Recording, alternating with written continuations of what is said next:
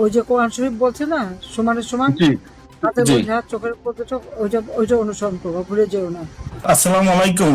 মাননীয় প্রধানমন্ত্রী, দেশ নেত্রী জননেত্রী শেখ হাসিনা, আমার প্রিয় নেত্রী, বাংলার জনগণের নেত্রী, গণমানুষের নেত্রী। নেত্রী, আপনি যেখানে নাই সেখানে আমাদের থাকার কোনো ভ্যালু নাই নেত্রী। নেত্রী, আপনি বিহীন এই বাংলাদেশ অসাল নেত্রী। নেত্রী, আপনি যাওয়ার পর থেকে নেত্রী বাংলাদেশের কোন আওয়ামী লীগের কোন নেতা কর্মী আজকে সুস্থ নেই নেত্রী। একমাত্র আপনি পারেন নেত্রী, আল্লাহর রহমতে আবার এই বাংলাদেশকে ফিরিয়ে নিতে। নেত্রী, আমাদের গ্রামের বাড়ি নেই, এটুকুই শুধু থাকার জায়গা ছিল।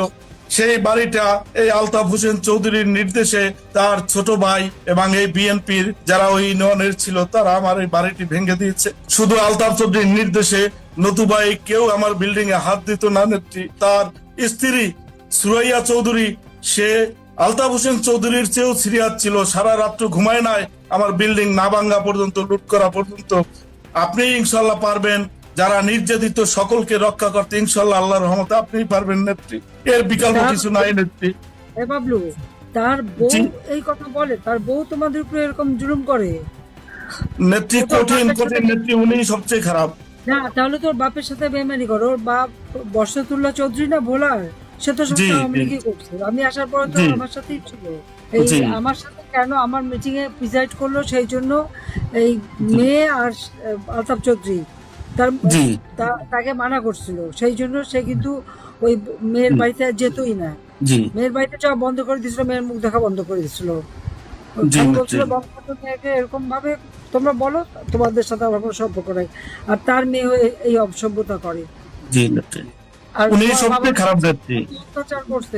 2000 তো একে তো থাকতেও পারে নাই।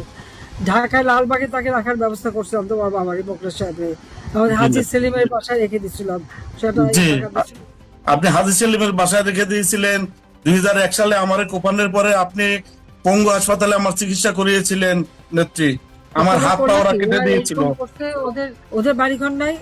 আলতাফ চৌধুরী কোনো বাড়িঘর বানাইছে? যে আছে তো, আছে তো নেত্রী। আপনি যেরকম দয়ালু, আমরাও সেইভাবে না, দয়ালু আর ছিলাম। দয়ালু হওয়া যাবে না, আর দয়ালু হবে না, আর না। জি আমি সব জি দয়ালু নেত্রী। করে দিয়েছি।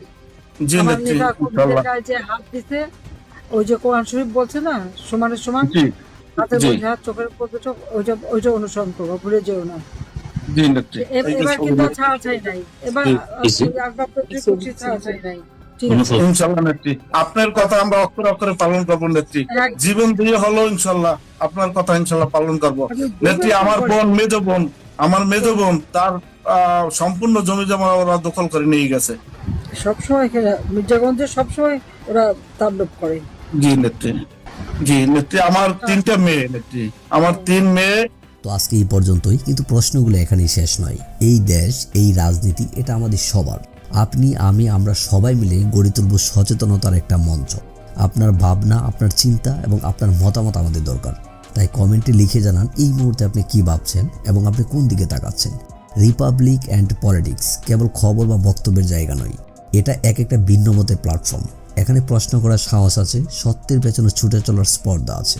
চ্যানেলটি ভালো লাগলে অবশ্যই সাবস্ক্রাইব করে পাশে থাকুন, কারণ একটা ক্লিকেই হতে পারে হাজারো অন্ধকার ভেদ করে আলো খোঁজা শুরু। ফিরছি পরের পর্বে আরও খোলামেলা বিশ্লেষণ নিয়ে। সে পর্যন্ত সবাই ভালো থাকুন, সুস্থ থাকুন। আল্লাহ হাফেজ।